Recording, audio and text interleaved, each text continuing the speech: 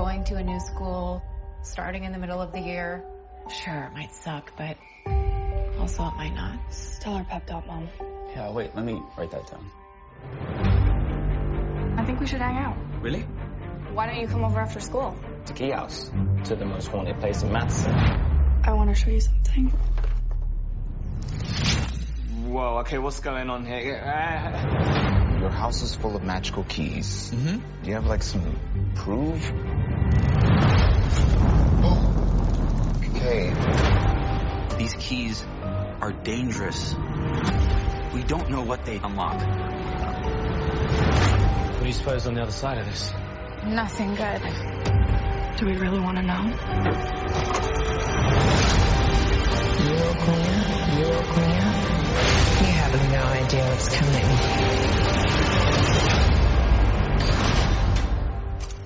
Hello and welcome to this What Do You Want to Watch spoiler discussion of Season 1 of the Netflix series Locke Key. I'm your host, Ashley Hobley. Joining me, Dylan Blight. I love locks. How do you feel like keys? They're alright. Yeah. Yes, this is the new series from Netflix. After their father is murdered under mysterious circumstances, the three Locke siblings and their mother move into their ancestral home, Key House, which they discover is full of magical keys that may be connected to their father's death. As the Locke children explore the different keys and their unique powers, a mysterious demon awakens and will stop at nothing to steal them. Based on the comic book series by Joe Hill and Gabriel Rodriguez. Warning again, we're going straight into spoilers.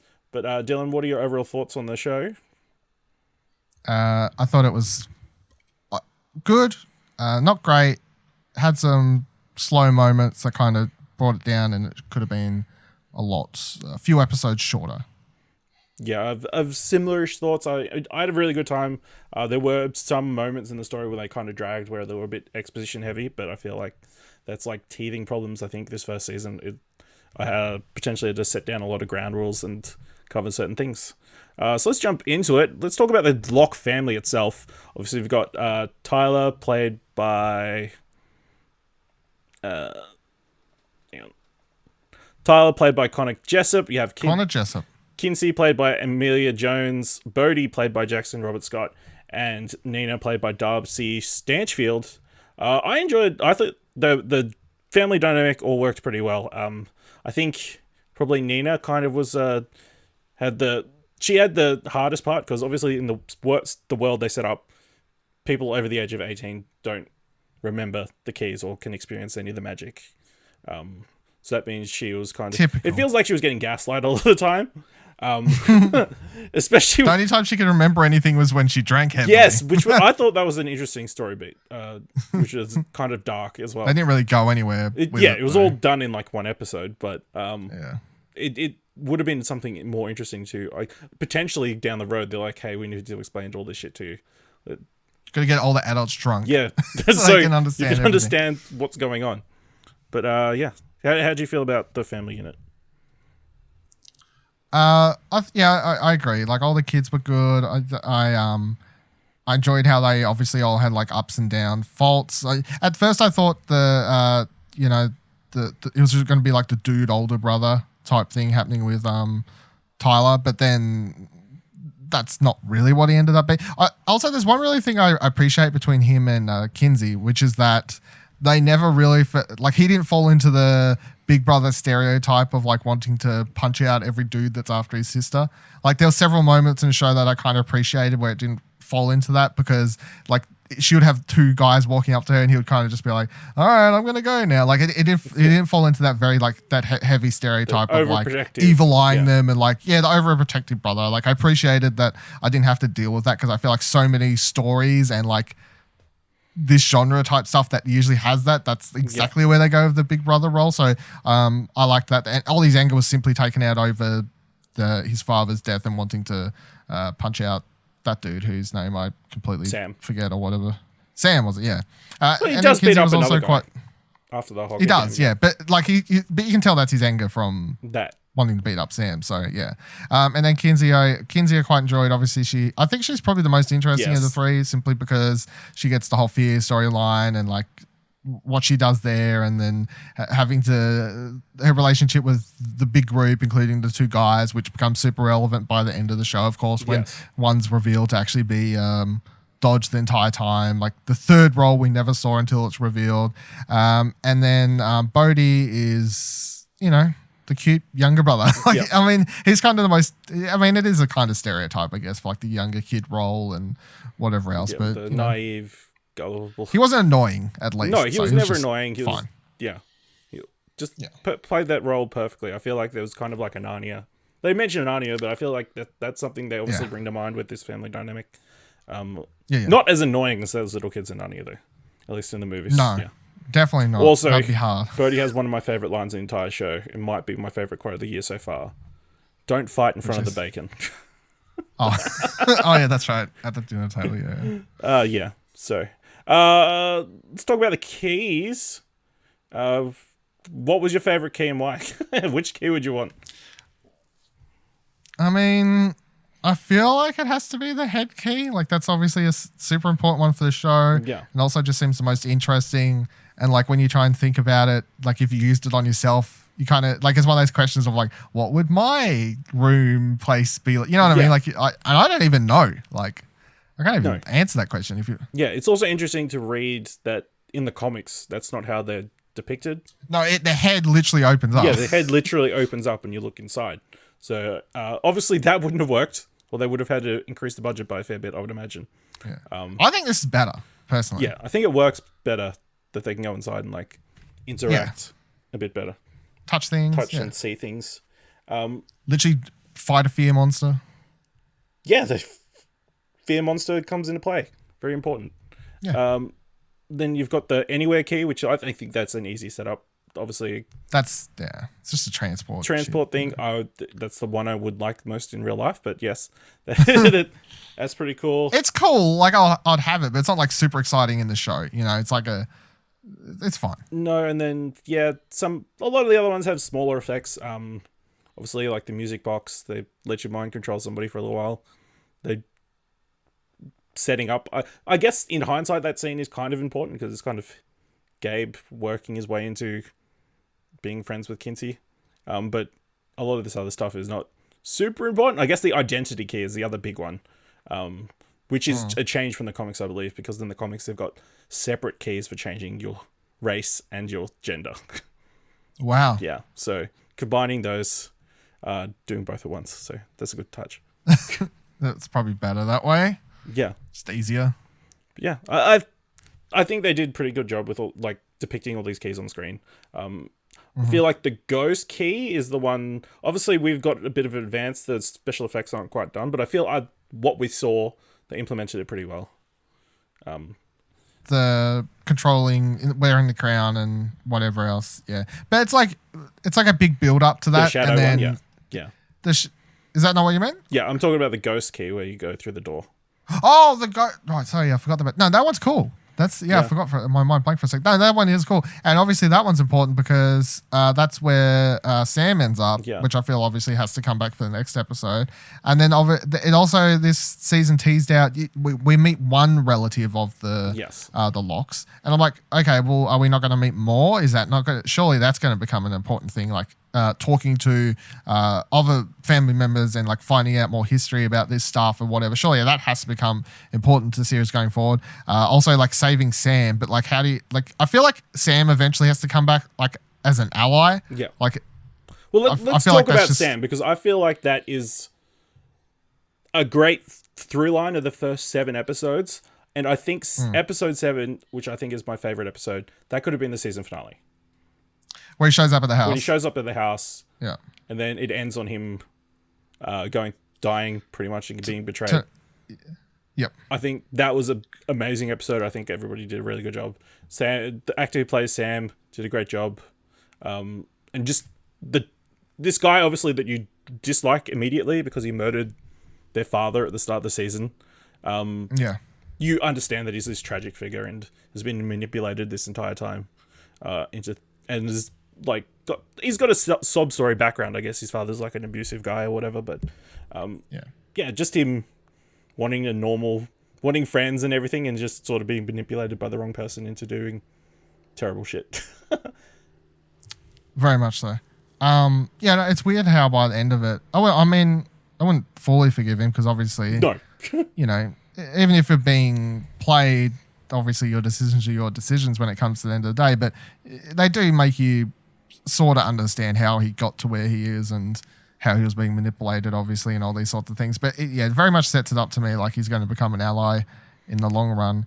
And to what you said about being the season finale, I don't know why some other shows don't adapt like the Sabrina type thing, or you know, some of these other shows where they just do part 1s and parts 2s, and like they got to film 12 episodes and then just done 6 dump and a 6 dump, because they could have potentially got to that moment in like 6 episodes, done. 3 months later, here's another 6, you know, and you get 2 seasons out in 1 year. You get 2 potentially cool cliffhangers because the part 1 could have been that cliffhanger of Dodge betraying Sam's now ghost, and then the next 6 we could have got to the end we had anyway, you know. Yeah, and you could have as much as I'm complaining thing that we sort of said kind of glossed over very quickly. They could have maybe stretched out a bit more.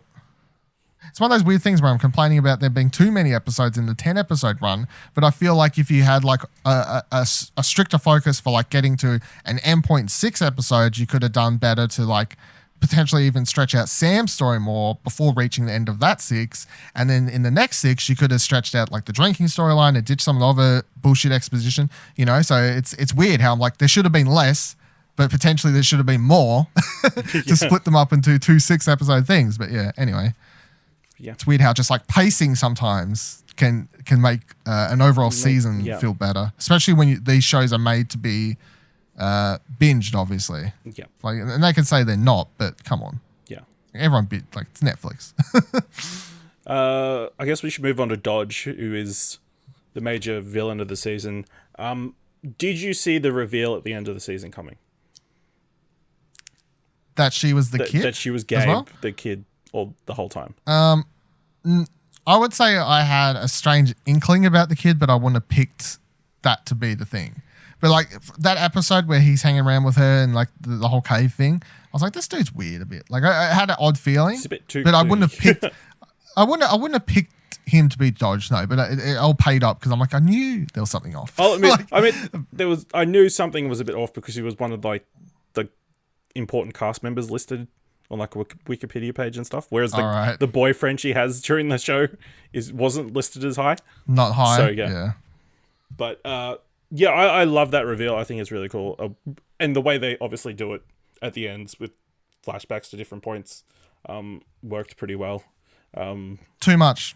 Didn't need all that. Didn't need every single note, but didn't need every single moment flashbacks on. You know, like I'm like I get it. But you need that shot of them walking up the stairs and doing the. Could have just done that one. I guess. Could have just done that one. Yeah. Yeah. I think she was an interesting villain. I don't know. The thing is, obviously, we don't know what they actually are. I believe they're like demons from some alternate world, but looking through that Omega door, that doesn't look like any demon world I've ever seen before. No, it's weird.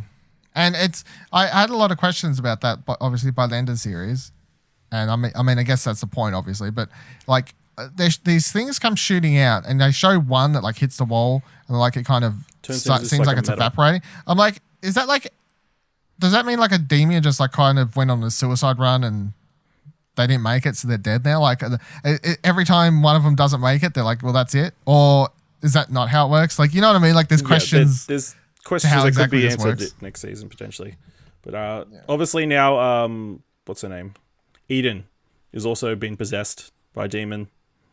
Yeah So that's the thing. How do you feel about like the original Keepers of the Key storyline that sort of played through, like the original group with Kendall and his friends, and all of them keeping the secrets, and obviously Ellie and that kind of thing? It just, once again, it just gives me Stephen King's vibes to a lot of his stories, and even like It, obviously, because it's like this generational sort of story. Yeah. And even though it is the same kids growing up and younger, but at the same time, I'm just like, okay, well, it's just a different group of kids that happen to be related, and we're flashing back and whatever.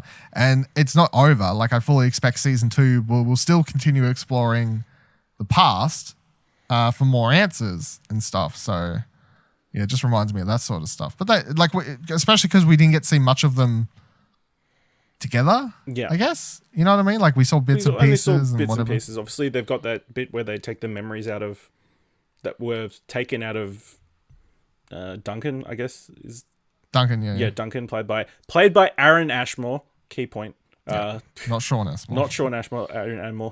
Aaron Ashmore. But yeah, I think it was interesting. I guess and also them covering up the murders or the deaths, being as like they died in the sea caves. Yeah, freaking hardcore. Chucking their friends off. I don't understand why the demon isn't murdering everybody.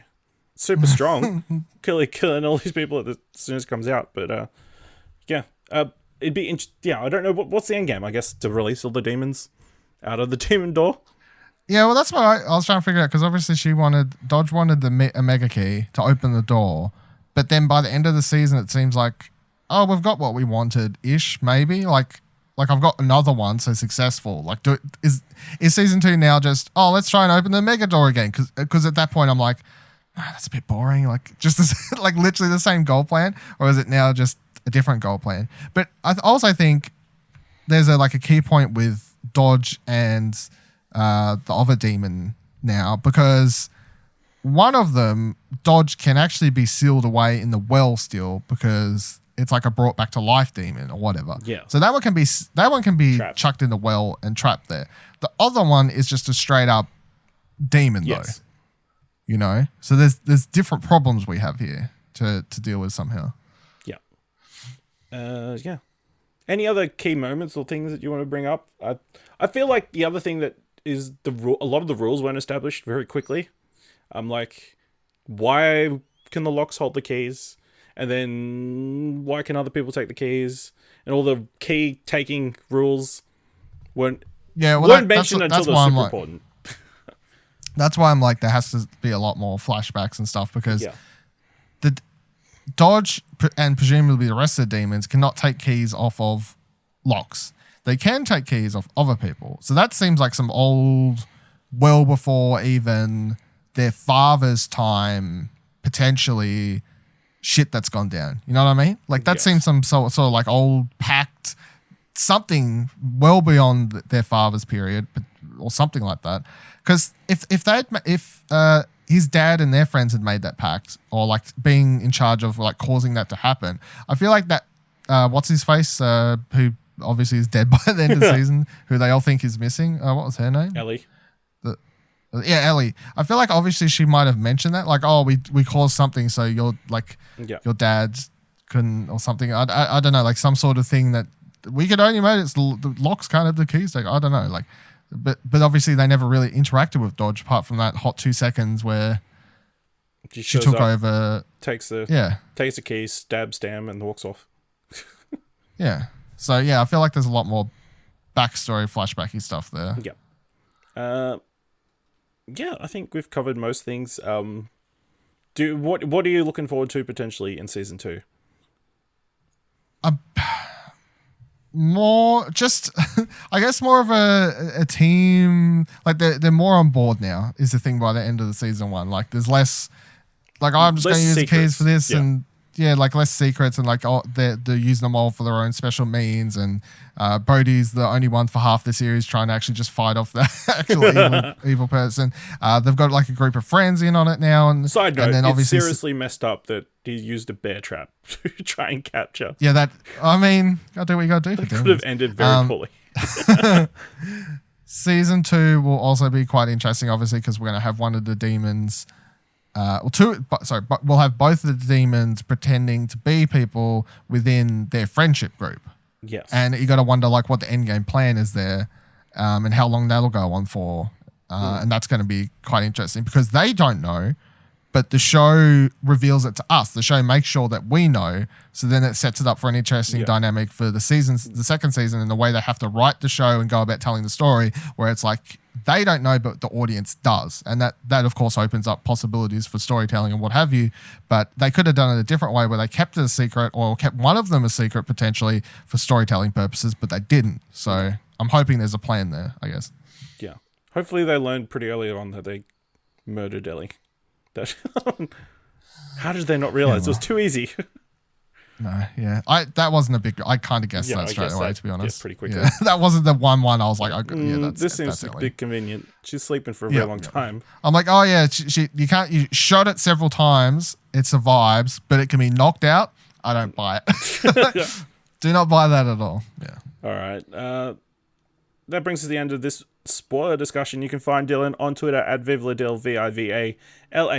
You can find me on Twitter at Ashley Hobley, ASHLEYHGBLEY. You can find the Explosion Network on Twitter at ExplosionPod. You can find What Do You Want to Watch as this podcast on explosionnetwork.com. If you want to help us out, subscribe, leave a review on your podcast service, or if you want to help us out monetarily, go to explosionnetwork.com/support. You can toss us a couple of dollars on Ko-fi.